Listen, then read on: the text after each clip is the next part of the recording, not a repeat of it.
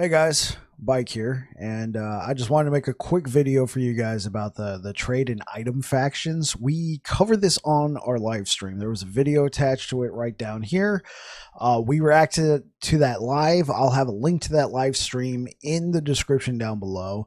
We also went over this blog post that they put out here, kind of skimming over the information and formulating some thoughts. And instead of just clipping that out and uploading it, I decided to do its own. I decided to record it on its own. Now that we kind of have a good idea of what this is going to look like, try and break down the information and condense it down for you. I'll also have a link to this article in the description down below if you just want to see for yourself. So let's go ahead and get into it. So trade in item factions. This has been a highly requested feature for Last Epoch. If you don't know, in Last Epoch right now, the only trading in the game is kind of like it's kind of like Diablo 3. You have to be in the party when the item drops. When it drops, if whoever was there when the item drops, you can trade that item to them, but it's called gifting.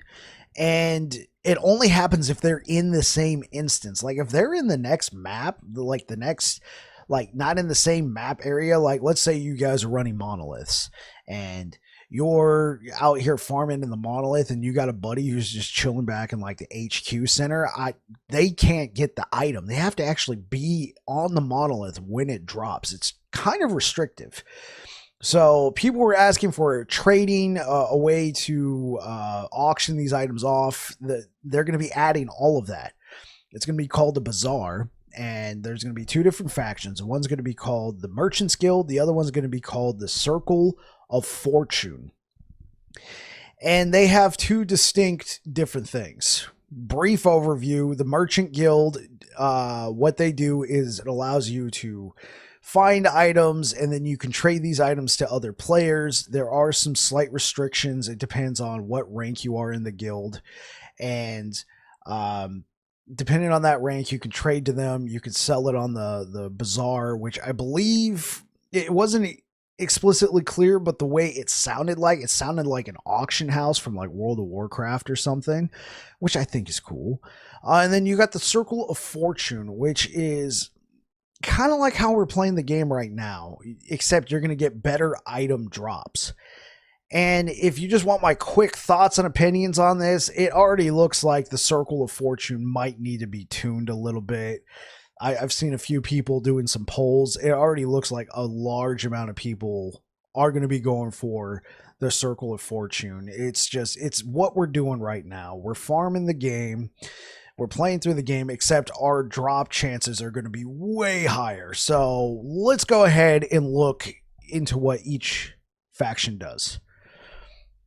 Scroll through here. So joining a faction, based off what I was reading with the faction, they said it's going to be available at Majilka, which, if you guys remember the campaign, I kind of do. Obviously, I haven't been back to Majilka for a long time. If you know what I mean. If you've been playing Last Epoch for a while, you already know. You play through the campaign once, and then all of your alts, you just try and grab you just do the side quests to make sure your character has everything, and then you go straight to monoliths. And so you can do that long before you get to Majilka.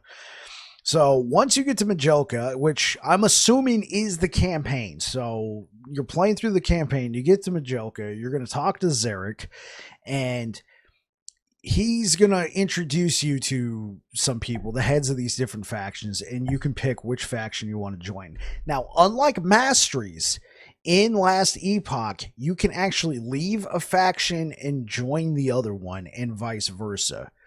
And you're not locked into either one. You can flip-flop between them, but you don't progress at the same time in either one. Progressing in factions looks like, according to the text in this document, that it's just going to be playing the game like normal. I kind of have some slight reservations at first when I was reading through this, because I was like, oh man, this sounds like Diablo 4's reputation system, or renown all over again, man. You're trying to earn that. This doesn't sound quite as bad. It sounds like you just play through the game. And as you're playing and slaying enemies, you'll unlock stuff. It does kind of sound like both factions have like sort of like a bounty system where you can earn extra favor, but I think I'm getting a little bit too far ahead of myself. So let's dive into this. So we get to Majoka, we talk to Xeric, he'll introduce us to both factions, and then we'll choose which one we want to join. Circle of Fortune or the Merchants Guild. And they basically have their own hub. You have the Bazaar if you're in the Merchants Guild, and you have the Observatory if you're with the Circle of Fortune.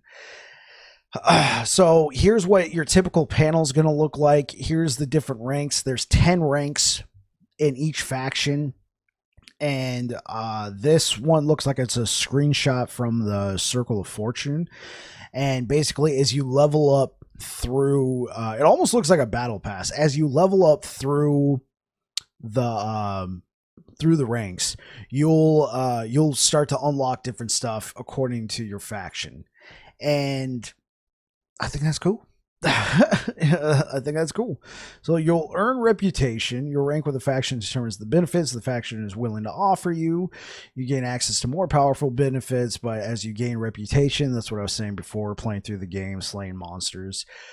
Just going about your adventure will passively build reputation with your current faction. That's what I was talking about earlier. However, for a larger boost of reputation, you'll need to participate in the faction's core mechanic. They each have their own little mechanic. This means completing trades when aligned with the Merchants Guild or fulfilling prophecies with the Circle of Fortune. Now, with the Merchants Guild, I was reading about the trades.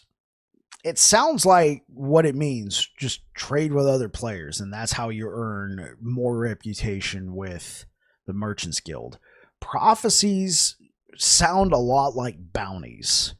You accept this bounty, these are the conditions of the bounty, you complete the bounty, boom, you get a boost. Reputation with the faction is never lost or spent and is also shared across your account in the game mode. So this is also an important thing to note. If you're going to play the game, because we're going to have cycles. They're seasons, but they're going to be called cycles. So you, as you're playing through the game and you're in a cycle, let's say you start off as solo self-found, or excuse me, the last Epoch version, solo account found. You do the solo account found and you'll be gaining reputation. This is account wide. So if you start a new character, you can pick up where you left off. I think this is good. You know, slight difference from the mastery analogy that I gave earlier. So you're it's account bound no matter what, but it's also game mode bound. So if I'm playing solo account found and I'm gaining reputation with, I'm going to say Circle of Fortune because solo account found can't trade anyway. I think that'd be kind of weird that solo account found can jump into the Merchants Guild, but that I'm getting off topic here.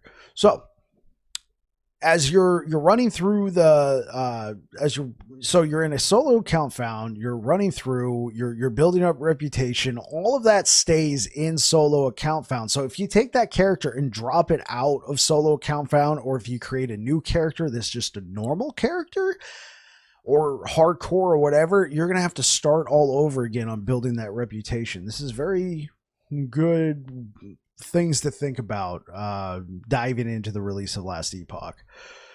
There are a total of 10 ranks to achieve in either faction. I mentioned that earlier. Favor is your primary currency with factions. Now, I was thinking,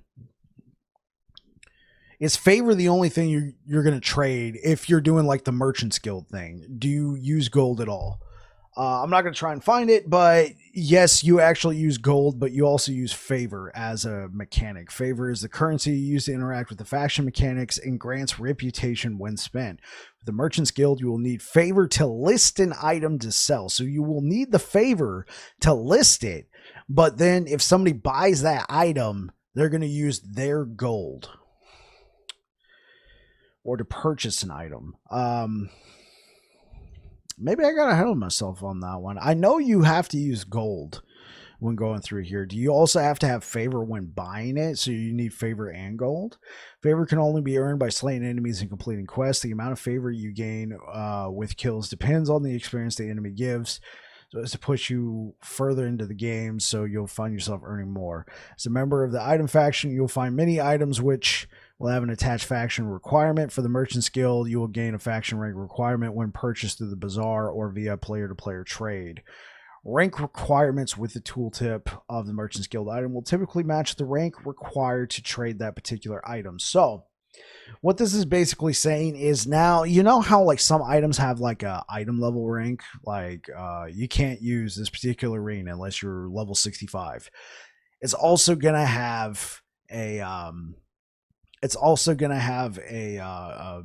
faction rank on it as well. Typically, I think this caps out at 5. Well, let's read this real quick, just to make sure I'm not giving you guys false information. So if you purchase a rank 4 idol through the bazaar, you will need to be at least rank 4 with the Merchant's Guild in order to equip that idol. The exception to the rule would be legendary items. I think this only counts in terms of trades. If you find this item, I don't think it's like, oh, you found this unique item, but you have to be 7. You can't use it. I think this is only... It's slightly convoluted when it comes to trading, and you trade that item. That's when the faction tag applies.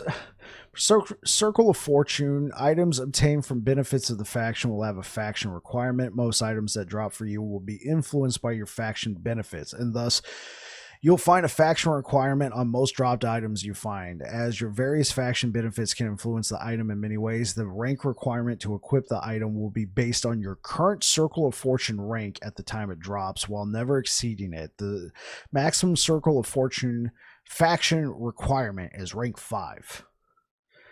Faction vendors.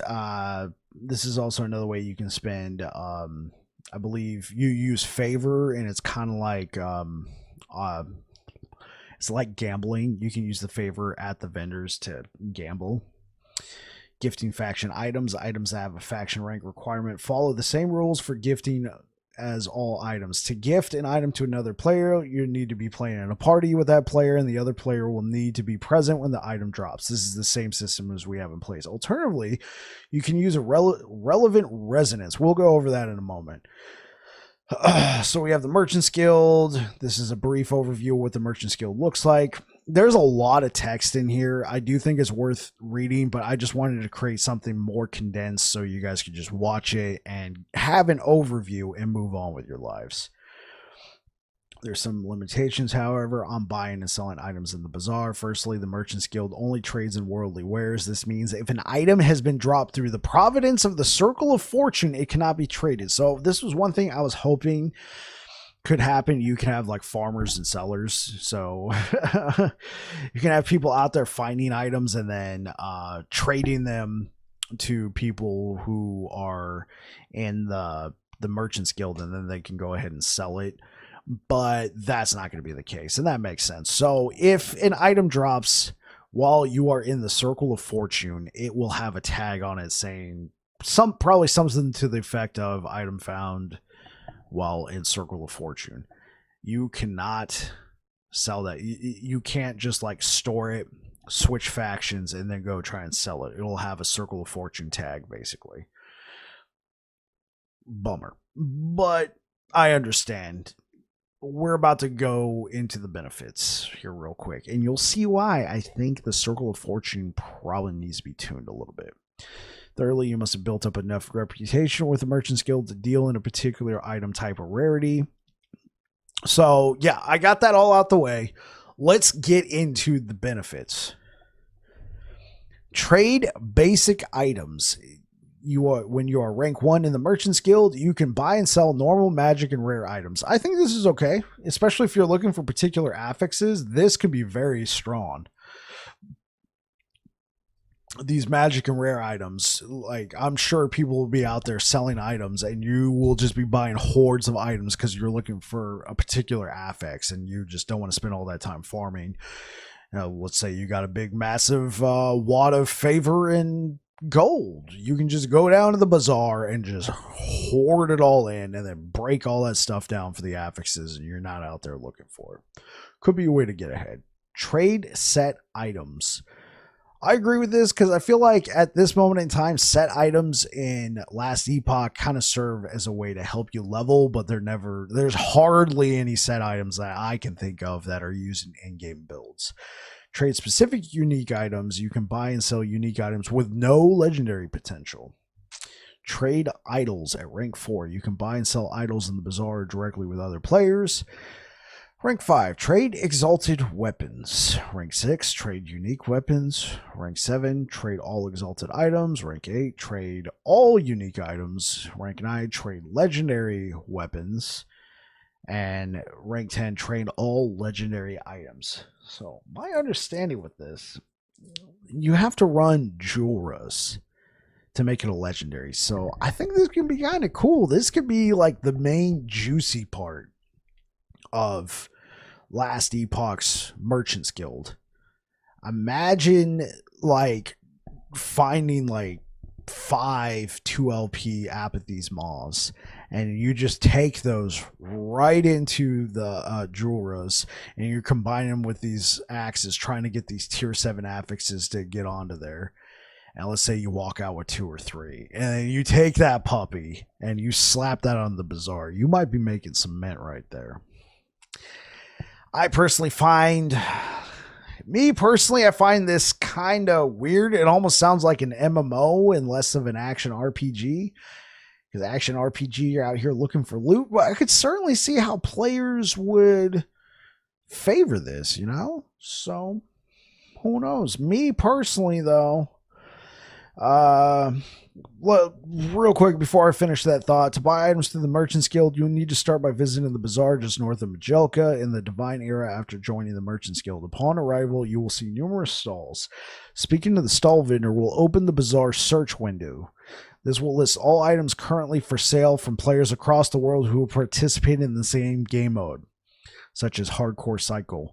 We wanted to ensure there was no obfuscation and unnecessary limitations with searching the bazaar. So you will find a robust suite of search tools to help you refine your search for precisely the type of items you want to find. You also no guesswork. Everything will be very, very clear. Once you find the item you want, you'll need to make sure you have what you need to purchase the item, including faction rank, favor costs, and the amount of gold the seller is asking for. So let's see. Can we expand this window right here? So you look for the item you're looking for. You see somebody selling it, 2LP Ivorine. You buy it, so you got to pay favor. It's kind of like a faction tax. And then you need to pay gold because that's what the person's looking for. Bam. You select buy and you get a final confirmation to purchase the item. Once you confirm the purchase, the item will instantly appear in your inventory or gift inventory if full, ready to equip. It is worth noting that if you buy an item on the Merchants Guild, it cannot be re-equipped. It cannot be resold. It is now done. I think this is probably in a way to prevent people from buy, like, let's say they go to the Merchants Guild and they see there's like 12 Iorines on there. They go and buy all the Iorines. Now they have all the Iorines currently available, and then they sell them at 1.5 times the price until somebody starts uploading more Iorines. I think that's a good system to prevent somebody from cornering the market. Circle of Fortune. Now, this is the one I want to play. You have 10 ranks here. Let's just go ahead and knock these out real quick. You got enemy item drop chance. 35% are dropping twice as many items. You see where I'm going with this. This is why I think it needs to be tuned a little bit. 45% chance for Runes of Ascendance to be preserved when used on an item that requires at least Circle of Fortune rank 1. 45%. That's not quite every other item, but 45% to preserve a Runes of Ascendance. You could be sitting on a stack of uniques, quite possibly. Whenever an idol drops, there's a 25% chance for 2 or more to drop at the same time. Affixes are 50% more likely to be exalted. Yeah. 35% chance for double rewards from Monolith Echoes. Uniques are twice as likely to have legendary potential. Twice as likely. T7 affixes are twice as common. Items that would drop as rare above level 44 have a 25% chance to become exalted. When an item set would drop, the whole set drops instead. Items from prophecies are duplicated. Okay, so real quick, let's break down what prophecies do. This is what I was talking about earlier. They straight up look like they are bounties. Just going to leave it at that. I'm pretty sure these are bounties, and you use your favor to buy the bounties. It feels like a straight up MMO type thing. No, not bashing, just saying. You also have some bounty events, bounty conditions, bounty rewards.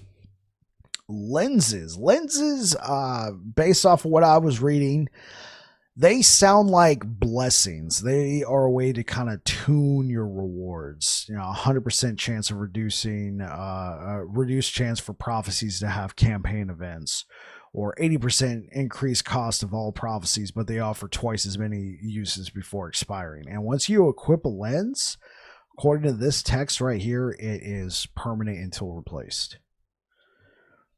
So you have a focusing lens, enhanced lens, and obscuring lens. Rank rewards for lenses. You can customize what the lenses do. Resonance. Now, this is going to close out the video here. So if you already got the information you were looking for, then thank you for watching. Take care. Have fun. Cheers. But if you're still sticking around, we are now at resonances. Let's just go ahead and read the text and I'll share my thoughts. While resonances are technically separate from the item faction system because we had mentioned them in an original developer blog regarding item factions, we felt it only makes sense to talk about them here. Makes sense. Resonances are a new type of item which drop when you've played alongside a player for an extended period of time. Using a resonance on an item will enable you to gift that item on an item will enable it to be gifted to that player. Okay, let me just summarize this. I'm already tired of reading. Resonances feel like they are stickers or stamps. Let's just call them stamps. If you're playing with somebody, it's an undetermined amount of time. They say right here, one of the big questions we often see about resonances is how long is an extended period of time? The answer is it depends.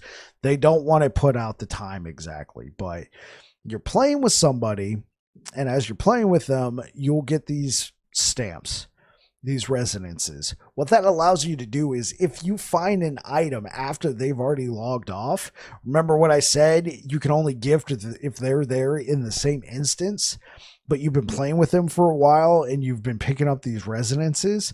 They're now stamps. They can only go to that player. It's not any player, it's that player. It will allow you to find an item, go, hey, that would have really helped this guy out. Slap a stamp on it and gift it to them. It gets sent in the mail. Yeah, that is resonances. And there's two different kinds. There's one that allows you to gift uniques, and there's one that allows you to gift legendary. Allows you. Let me just read it. So there's two different types. There's obsidian resonances, which are required for legendary and exalted items, and golden resonances, which are required for unique, set, rare, magic, or normal. And there you have it. That is the update. Like I said, there will be a link in the description down below. It's getting kind of late. Sorry if I was fumbling with my words. Anyway, guys, really appreciate all the love and support we've been getting here on YouTube. Thank you for everybody who's been coming out to the live streams. I stream here on YouTube and on Twitch. Information available in the description down below. If you like this video, consider leaving a like and possibly telling me what faction you're going to be playing with. Anyway, you guys take care. Have yourselves a good one. Cheers.